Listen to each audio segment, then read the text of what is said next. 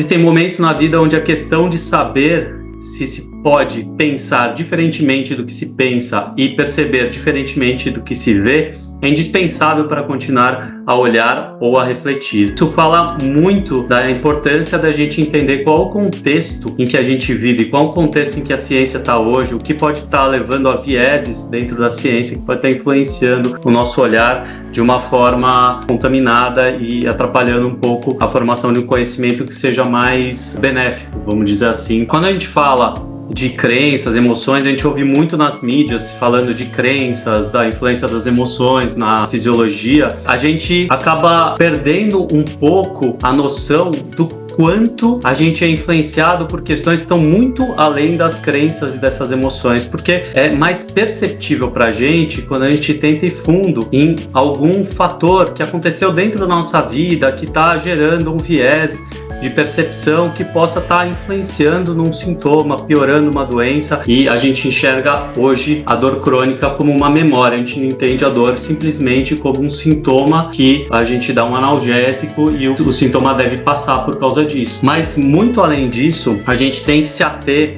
dentro até do pensamento do Foucault, que eu trouxe para vocês no início, do problema do paradigma. Porque existem paradigmas, e eu vou falar um pouco disso até o final, eu vou dar exemplos disso. Os paradigmas influenciam a gente sem a gente perceber. Por exemplo, quando eu me formei, eu lembro muito bem o quanto a gente pedia para o paciente repousar por uma dor nas costas, por exemplo. O quanto a gente tinha medo de pedir para os pacientes fazerem uma flexão com a coluna quando eles tinham dor, porque a gente imaginava que uma hérnia de disco podia piorar por fazer uma flexão com a coluna. Isso veio mudando muito nos últimos anos, porque na verdade a gente não estava embasado em ciência naquele tempo, há 25 anos atrás. A gente não estava embasado em ciência para dizer que um paciente com hérnia de disco não poderia flexionar a coluna. A gente estava influenciado por paradigmas que se convencionaram e que a gente nem percebeu, a gente não percebe quando eles vão se convencionando, e a gente começa a repetir, e o que a gente vai repetindo vai virando verdade, e a gente acha que realmente o paciente com hérnia de disco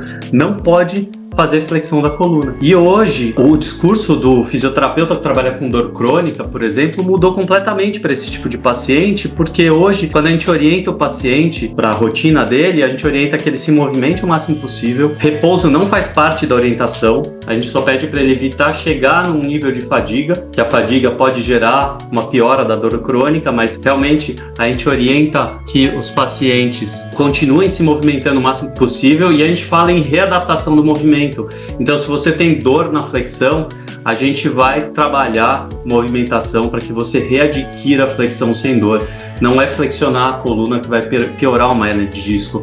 É a falta de adaptação à flexão. É uma rigidez na coluna que vai gerar uma piora da hérnia de disco. E mais alguns paradigmas bem interessantes. Vou trazer mais um exemplo para vocês. A gente falava muito de quando o paciente carregava um peso, travava a coluna, a gente falava não carrega peso. Carregar peso para você faz mal. E hoje a gente mudou bastante esse discurso porque a gente entende, por vários motivos que eu vou chegar dentro de uma linha de raciocínio até o final dessa discussão de agora, que o grande problema das pessoas não é carregar peso, é a falta de adaptação a carregar o peso. Esse é um grande paradoxo para a ciência, porque a gente só percebe esses paradigmas, eles já influenciaram o nosso pensamento por muito tempo dentro da ciência quando a gente identifica esses paradigmas, e esse é um grande paradoxo para a ciência. Uma das formas que a gente, dentro da fisioterapia e mesmo da ciência em geral, vocês podem ter percebido nos últimos anos que começou a se falar muito em antropologia, em estudos da antropologia. A parte da antropologia científica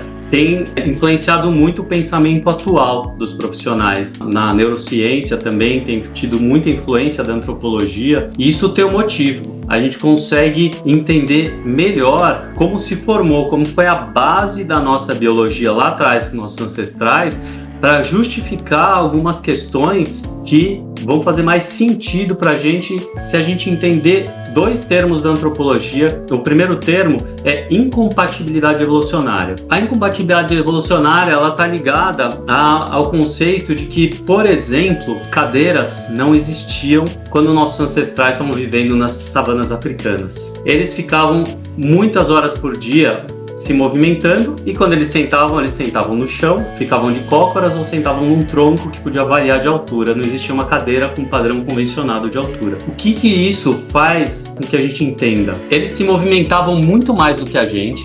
Quando eles descansavam, a maior parte do tempo, eles estavam deitados ou sentados no chão, o que é desconfortável, e isso invariavelmente vai fazer com que você acabe se movimentando, porque uma situação de desconforto te obriga a se movimentar. Alguém aqui já deve ter tentado ficar meia hora sentado no chão e percebeu como era difícil. Aí entra o segundo termo que eu queria trazer para vocês, que é a adaptação forçada. Então, a gente tem, dentro de uma evolução aí de 2 milhões de anos do gênero Homo, desde os nossos ancestrais, o Homo erectus, a gente tem uma fase onde tinha 300 mil ancestrais, mais ou menos, vivendo nas savanas africanas nesse tempo.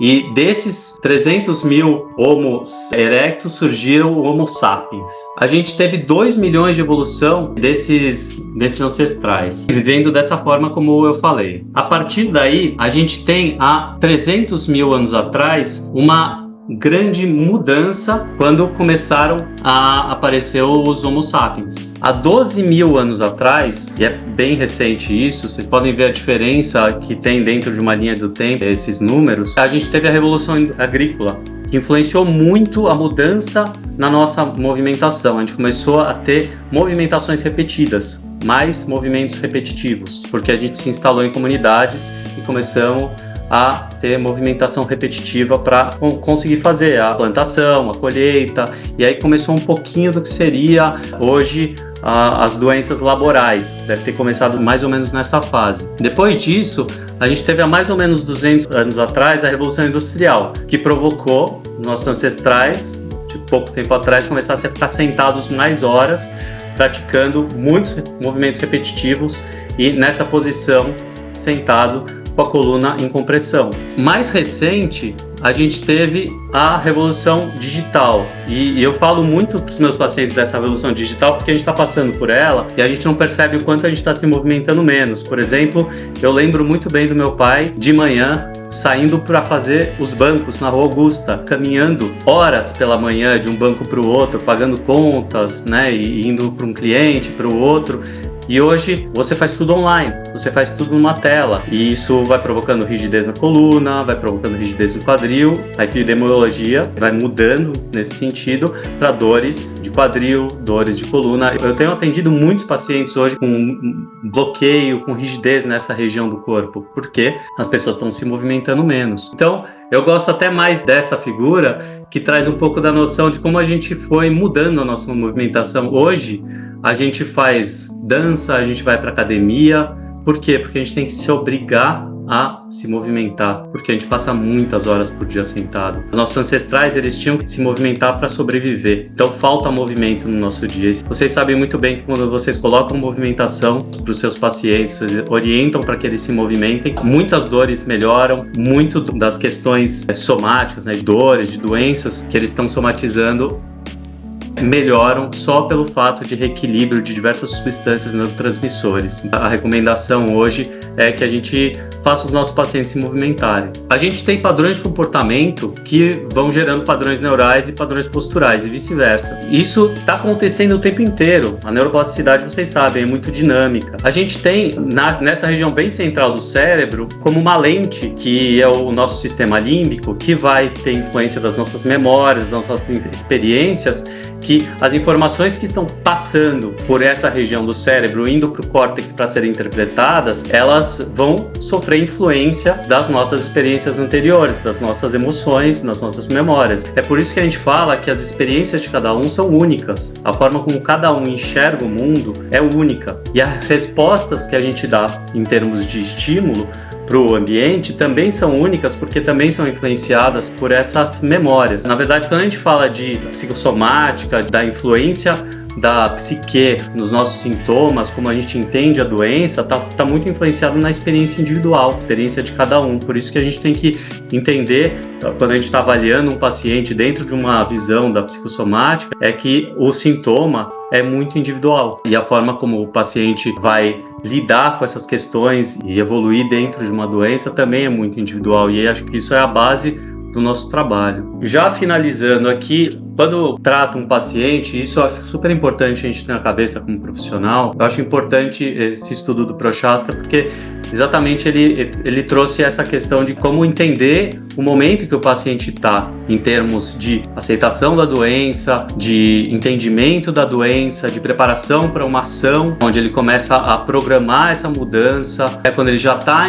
em ação, trabalhando a mudança, a questão da mudança, ele tem que ter na rotina dele, nos hábitos, e quando ele já entra num ciclo já de manutenção, lembrando sempre que em qualquer momento, em qualquer fase do paciente, ele pode ter uma recaída, e a gente tem que ajudar ele a retomar essa consciência para ele entrar de novo num planejamento e na ação para mudança de comportamento, porque no final, o que faz, além do remédio, além dos tratamentos, cirurgia, ou seja lá qual for o tratamento que o paciente está sofrendo, que vai realmente fazer com que ele aprenda a lidar com os sintomas é a mudança de hábito. Então eu trouxe aqui só uma referência para vocês. Essa cadeira custa mais ou menos 15 mil reais. É uma ótima cadeira, eu não vou fazer propaganda dela, porque eu não vou nem falar o nome dela, mas é uma ótima cadeira. Os pacientes me perguntam se devem comprar. Eu falo, se você tem dinheiro para comprar e você vai ficar feliz com essa cadeira, compra a cadeira. Eu não compraria, eu tô aqui de pé dando uma palestra para vocês, porque para mim é mais importante eu ficar me movimentando durante a palestra do que ficar sentado numa cadeira de 15 mil reais. Eu entendo